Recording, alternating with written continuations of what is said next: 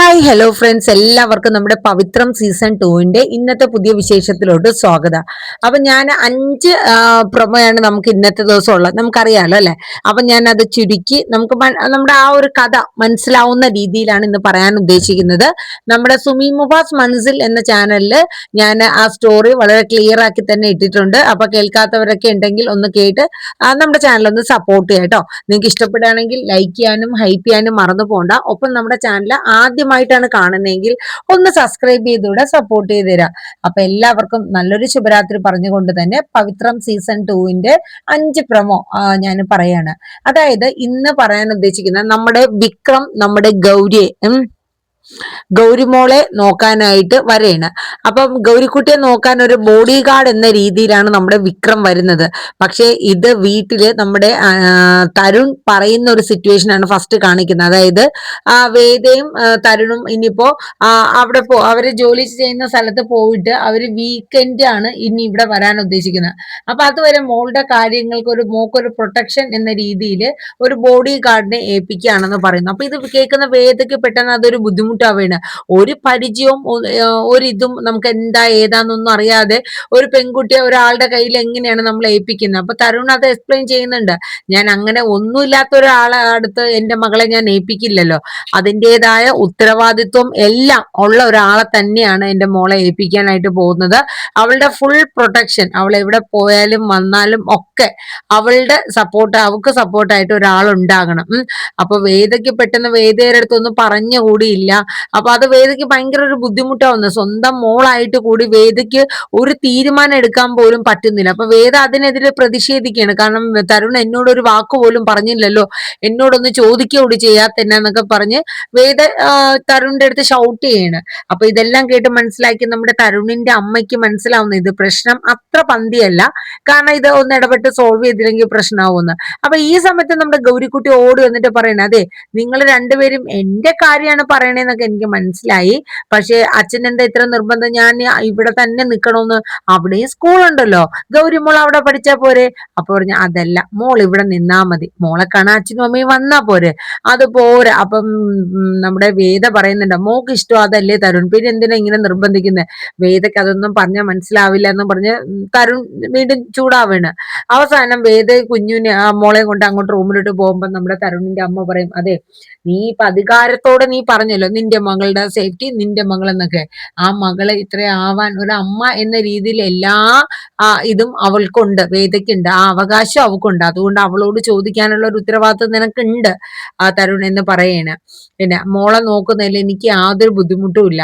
പക്ഷെ എല്ലാ കാര്യങ്ങളും ഒരു സ്വരൂപോടെ, അതായത് ഒരു അഭിപ്രായ വ്യത്യാസങ്ങളൊന്നും ഇല്ലാണ്ട് നിങ്ങൾ കൊണ്ടുപോകുന്നതാണ് അമ്മയ്ക്ക് താല്പര്യം എന്നും പറയുകയാണ്. അങ്ങനെ നമ്മുടെ വിക്രം അച്ഛനോടൊക്കെ യാത്ര പറഞ്ഞും നമ്മുടെ ആമീരുടെ അടുത്ത്, അവരെ അടുത്ത വാടകക്കാരായ ആമീരുടെ അടുത്തൊക്കെ യാത്ര പറഞ്ഞ് പോവാണ്. അപ്പൊ പോകുമ്പോ മൊത്തത്തിൽ ഒരു ചേഞ്ച് ആണ് നമ്മുടെ വിക്രം വരുത്തുന്നത്. അതായത് വിക്രമിന്റെ മുഖമേ മാറിപ്പോവാണ്, പുതിയൊരു വിക്രമായിട്ടാണ്, പുതിയൊരു രൂപം, പുതിയൊരു ഭാവം. ആ രൂപത്തിലാണ് നമ്മുടെ വിക്രം നമ്മുടെ ഗൗരിക്കുട്ടീനെ നോക്കാനായിട്ട് വരുന്നത്. അങ്ങനെ താടിയൊക്കെ കളഞ്ഞ് നല്ലൊരു പ്രത്യേക ഒരു സ്റ്റൈലിൽ നല്ല ചുള്ളൻ ചെക്കനൊക്കെ ആയിട്ടാണ് നമ്മുടെ വിക്രം വരുന്നത്. തന്റെ സ്വന്തം കുഞ്ഞിന്റെ അടുത്ത്, അല്ലെങ്കിൽ തന്റെ വേദയുടെ അടുത്താണ് താൻ വരുന്നത് എന്നുള്ള ഒരു ഹിന്റ് പോലും നമ്മുടെ വിക്രത്തിന്റെ മനസ്സിൽ ഇല്ലായിരുന്നു. പക്ഷെ എവിടെയോ വേദയെങ്കിലും കണ്ടെത്താനാകും എന്നൊരു പ്രതീക്ഷ വിക്രമിന്റെ ഉള്ളിലുണ്ടായിരുന്നു കേട്ടോ. അങ്ങനെ നമ്മുടെ വിക്രം വരുന്നുണ്ട്, അങ്ങനെ ഗൗരിക്കുട്ടിയെ പരിചയപ്പെടുന്നുണ്ട്. അപ്പൊ ഗൗരിയുടെ മനസ്സില്, ഗൗരിയുടെ കാർട്ടൂണിലെ ഒരു രാക്ഷസനായിട്ടാണ് നമ്മുടെ വിക്രമിനെ കാണുന്നത്. അങ്ങനെ വരുമ്പോ തന്നെ ഒരു വാട്ടർ ഗണ്ണൊക്കെ വെച്ച് ഷൂട്ടൊക്കെ ചെയ്യുന്നുണ്ട്. പക്ഷെ അത് ആ രസത്തോടു കൂടെ തന്നെ നമ്മുടെ വിക്രം ഏൽക്കുന്നുണ്ട്.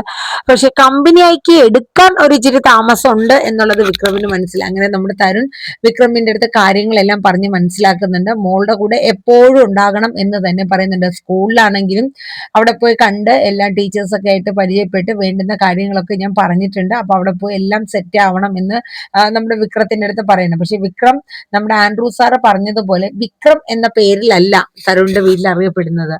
അവിടെ അറിയപ്പെടുന്നത് വിശ്വം എന്ന പേരിലാണ്. കാരണം ആൻഡ്രൂസ് പറഞ്ഞു അത് അങ്ങനെ പറഞ്ഞാൽ മതി എന്നുള്ള, ഒരു ജയിൽ പുള്ളി എന്നോ അങ്ങനെയൊന്നും അറിയണ്ട, ആ രീതിയിൽ അറിഞ്ഞാൽ മതി എന്നുള്ളത് നമ്മുടെ ആൻഡ്രൂസ് പറഞ്ഞു. അതുകൊണ്ടാണ് വിക്രത്തിന്റെ പേര് പറയേണ്ടത് വിശ്വം എന്ന പേര് പറഞ്ഞത്. അങ്ങനെ അത് കഴിഞ്ഞ് കാണിക്കുന്നത് നമ്മുടെ മാഷും അതുപോലെ നമ്മുടെ ആമി, നമ്മുടെ വിക്രത്തിന്റെ വീടിന്റെ അവിടെ ചേർന്ന് താമസിക്കുന്ന വാടകക്കാരുണ്ടല്ലോ ആമി, അവര് നമ്മുടെ വിക്രം പോയി കഴിഞ്ഞാൽ മാഷിന് കൂട്ട് അവര് മാത്രമേ ഉള്ളൂ. അങ്ങനെ ആ രണ്ട് അച്ഛന്മാരും കൂടെ, മാഷും നമ്മുടെ ആമിയുടെ അച്ഛനും കൂടെ സംസാരിക്കുന്ന പല കാര്യങ്ങള്. നമ്മുടെ ആമി ചെറുപ്പത്തിൽ 2 വയസ്സിലാണ് ആമിയുടെ അമ്മ മരിക്കുന്നതെന്നും ഒരു മാരകമായ രോഗം ഉണ്ടായിരുന്നു, കണ്ടുപിടിക്കാൻ പറ്റിയില്ല, 4th സ്റ്റേജും കഴിഞ്ഞുള്ള സിറ്റുവേഷൻ ആയിരുന്നു. അതുകൊണ്ട് ആമി 2 വയസ്സിൽ അമ്മ നഷ്ടപ്പെട്ട മോളാണ് അവള്. അതിൻ്റെതായ ഡിപ്രഷനും മറ്റു കാര്യങ്ങളൊക്കെ അവൾക്കുണ്ട്. ഇനിയിപ്പോ അവളെ ഒരാളുടെ കയ്യിൽ ഏൽപ്പിക്കണം, അതാണ് തന്റെ അവസാന ദൗത്യം എന്നൊക്കെ മാഷിനോട് പറയുന്നുണ്ട്. എന്നിട്ട് വളരെ സുപ്രധാനമായ ഒരു ട്വിസ്റ്റ് എന്തെന്ന് വെച്ചാല്, ഈ ആമിയുടെ അച്ഛൻ നമ്മുടെ സുധാകരൻ മാഷിനോട് നമ്മുടെ ആമിക്ക് വേണ്ടിയിട്ട് നമ്മുടെ വിക്രത്തെ വിവാഹം കഴിച്ച് തരാവോ, ആലോചിച്ചിട്ട് പറഞ്ഞാൽ മതി എന്നുള്ള ഒരു തീരുമാനം പറയാണ്. അത് കേൾക്കുമ്പോൾ മാഷാകെ വല്ലാണ്ടാവുകയാണ്. പക്ഷെ ആമിക്കറിയാം വിക്രത്തിന്റെ മനസ്സിൽ വേദയ്ക്ക് എത്രത്തോളം സ്ഥാനം ഉണ്ടെന്നും. അപ്പൊ അച്ഛൻ ഇങ്ങനെ മാഷിനോട് പറയുന്ന കാര്യം നമ്മുടെ ആമി മാറി നിന്ന് കേൾക്കുന്നുണ്ട്.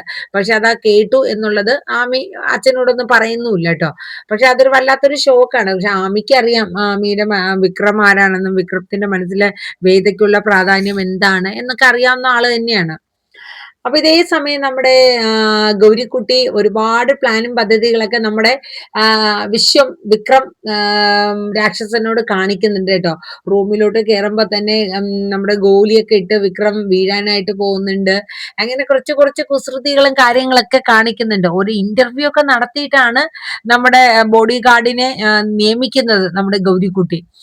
അപ്പൊ കാര്യങ്ങളൊക്കെ അങ്ങനെ പോകണം. പക്ഷെ നമ്മുടെ വേദയ്ക്ക് കാണാൻ പറ്റില്ല. കാരണം വരുന്ന ദിവസം തന്നെ വേദയ്ക്ക് ഈ വരുന്ന ബോഡി ഗാർഡിനോട് കാര്യങ്ങളെല്ലാം പറഞ്ഞ് സെറ്റ് ചെയ്തിട്ട് വേണം ജോലിക്ക് പോവാൻ എന്ന രീതിയിൽ നിന്നപ്പോ വേദയ്ക്ക് ഓഫീസിൽ നിന്ന് ഒരു ഒഫീഷ്യൽ കോള് വന്നിട്ടുണ്ടായിരുന്നു. അതായത് ഒരു ഫാക്ടറി കത്തിയെന്നും പെട്ടെന്ന് തന്നെ എത്തണം എന്നുള്ളത്.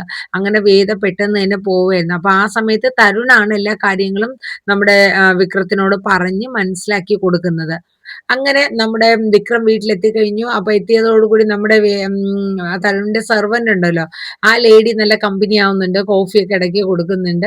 അപ്പം ആ ഒരു ഇത് അങ്ങനെ പോണു. അതിന്റെ ഇടയിൽ നമ്മുടെ വിക്രം ഫസ്റ്റ് ഡേ കഴിഞ്ഞിട്ട് തിരിച്ച് വീട്ടിൽ വന്നിട്ട് മാഷിനോടൊക്കെ പറയുന്നുണ്ട്, നാളെ മുതൽ എനിക്ക് വരാൻ പറ്റില്ല, വീക്കെൻഡ് മാത്രമേ വരാൻ പറ്റുള്ളൂ അച്ഛാ, കുഴപ്പമുണ്ടോ എന്നൊക്കെ ചോദിക്കുന്നുണ്ട്. അപ്പൊ നമ്മുടെ സുധാകര മാഷ് പറയുന്നുണ്ട്, മോനെ ഈ ജോലി നമുക്ക് വേണോ, ഇത് അത്യാവശ്യമാണോ, ഇങ്ങനത്തെ ഒരു ജോലി പകലും രാത്രിയൊന്നും ഇല്ലാണ്ട് നിനക്കിത് വേണോ? അപ്പൊ പറഞ്ഞു, അച്ഛാ ആൻഡ്രൂ സാറ് പറഞ്ഞത് കൊണ്ട് ഒറ്റയടിക്ക് അതങ്ങനെ പറ്റില്ല എന്ന് പറയാൻ പറ്റില്ല. അപ്പൊ കുറച്ച് നാള് പോയതിന് ശേഷം എന്തെങ്കിലും ഒരു ഒഴിവുതിരിവൊക്കെ പറഞ്ഞിട്ട് നമുക്ക് ഒഴിയാം എന്ന രീതിയിലാണ് നമ്മുടെ വിക്രം നിൽക്കുന്നത്. അപ്പൊ വിക്രത്തിന്റെ അടുത്ത് നമ്മുടെ മാഷ് പറഞ്ഞിട്ടുണ്ട് ചില കാര്യങ്ങളൊക്കെ. അതായത് നീ നിന്റെ അവിടത്തെ സാർ, അതായത് തരുൺ സാറിനെ, ആ സാറിനെ കണ്ടിട്ട് പണ്ടത്തെ നിന്റെ ആ ഒരു ജീവിത രീതി നിനക്ക് ഓർമ്മയുണ്ടല്ലോ, ആ ഒരു നിന്റെ ശ്രീനിവാസൻ സാറിനെ പോലെ ജീവിതത്തില് നിന്റെ ജീവിതം മൊത്തം അയാൾക്ക് കൊടുത്തതുപോലെ ഇതും അങ്ങനെ ആകരുത്. കുട്ടിയോടാണെങ്കിലും ഒരു പാകത്തിൽ കൂടുതലുള്ള അമിതമായ ബന്ധം വേണ്ട. എന്ന് വെച്ചാൽ പിന്നീട് ആ കുഞ്ഞിനെ വേർപിരിയാൻ ബുദ്ധിമുട്ടാവും. അപ്പൊ അതൊക്കെ സ്നേഹമൊക്കെ വളരെ നോക്കി കണക്കിലെടുത്ത് വേണം ഓരോന്നും ചെയ്യേണ്ടത് എന്നൊക്കെ ഇങ്ങനെ പറയണേ കേട്ടോ.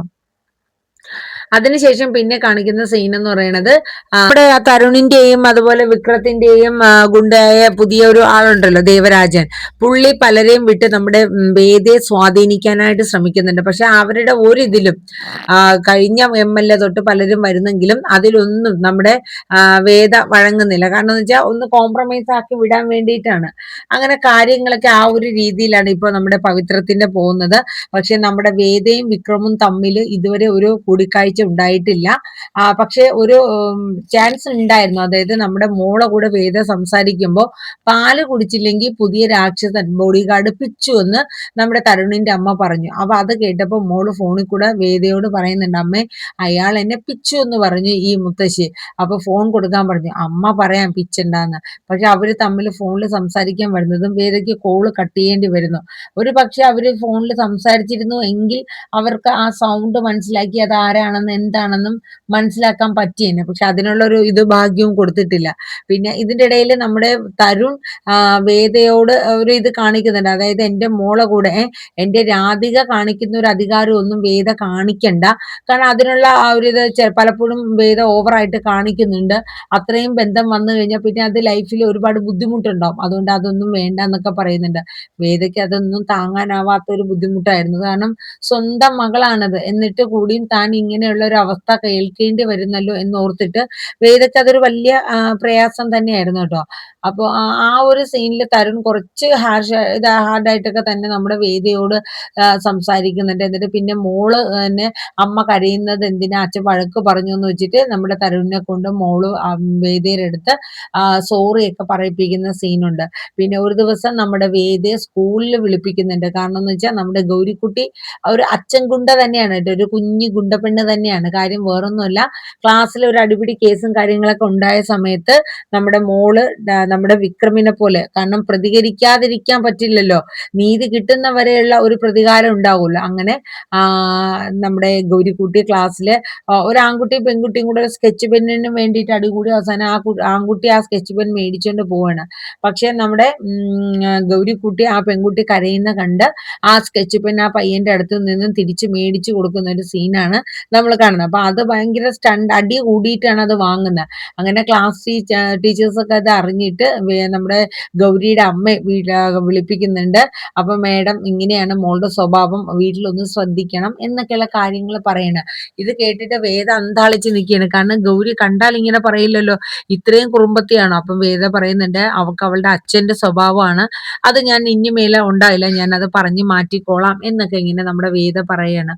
അപ്പം ഈ കാര്യങ്ങളൊക്കെയാണ് നമ്മുടെ പവിത്രത്തിൽ ഏകദേശം വരുന്നത്. ഇതിനിടയിൽ തരുണിന്റെ അമ്മയുടെ അതൊരു ചരട് വലി കാണിക്കുന്നുണ്ട്. കാരണം വെച്ചാൽ ഇനി വേദ ഒരിക്കലും വേറൊരു ജീവിതത്തിലോട്ട് പോകരുത്. മോളും തന്റെ മകനും വേദയായിട്ടുള്ള ഒരു കുടുംബം, ഒരുമിച്ചുള്ള ഒരു ജീവിതം, അതാണ് തരുണിന്റെ അമ്മ ആഗ്രഹിക്കുന്നത്. അതിനു വേണ്ടിയിട്ടാണ് തരുണിന്റെ അമ്മ ശ്രമിക്കുകയും ചെയ്യുന്നത്. അതുകൊണ്ടാണല്ലോ ശങ്കരനാരായണന്റെ അടുത്ത് ഇനി മേലെ വിളിക്കരുതെന്നും അത് വേദയുടെയും തരുണിന്റെയും കുഞ്ഞാണ് എന്ന കള്ളമൊക്കെ ആ അച്ഛനോട് പറയാൻ കാരണം. അപ്പൊ എന്തായാലും ഇതിന്റെ ഇടയിൽ അങ്ങനെ ഒരു കളിയൊക്കെ നടക്കുന്നുണ്ട്. അവസാനം നമ്മുടെ വേദയും വിക്രമും തമ്മിലുള്ള ഒരു കൂടിക്കാഴ്ച വരുന്നുണ്ട്. ആ ഒരു കാഴ്ചയാണല്ലേ നമ്മൾ ഇത്രയും നാളായിട്ട് കാത്തിരിക്കുന്നത്. അപ്പൊ എന്തായാലും നമുക്ക് അതിനായിട്ട് കാത്തിരിക്കാം. എല്ലാവരും നമ്മുടെ വീഡിയോസ് ഒക്കെ ഒന്ന് കേട്ട് സപ്പോർട്ട് ചെയ്യുക. എല്ലാവർക്കും നല്ലൊരു ശുഭരാത്രി പറഞ്ഞുകൊണ്ട് തന്നെ പവിത്രം സീസൺ 2 ഒരു ഇൻട്രോ, അതായത് ഇന്നത്തെ 5 എപ്പിസോഡുകളുടെയും കൂടെ ബേസ് ആയിട്ടുള്ള ഒരു കാര്യമാണ് ഞാൻ പറഞ്ഞത്. അപ്പൊ എല്ലാവരും സപ്പോർട്ട് ചെയ്യുക. ഇഷ്ടപ്പെട്ട് കഴിഞ്ഞാൽ, കേട്ട് ഇഷ്ടപ്പെട്ട ലൈക്ക് ചെയ്യാനും ഹൈപ്പ് ചെയ്യാനും മറക്കണ്ട കേട്ടോ. പിന്നെ നമ്മുടെ ചാനൽ ആദ്യമായിട്ടാണ് നിങ്ങൾ ഇപ്പൊ കേൾക്കുന്നെങ്കിൽ ഒന്ന് സബ് ചെയ്ത് സപ്പോർട്ടും കൂടെ ചെയ്യണമെങ്കിൽ അടിപൊളി. അപ്പൊ എല്ലാവർക്കും നല്ലൊരു ശുഭരാത്രി പറഞ്ഞു നിർത്തുന്നു. Thank you, bye bye, take care.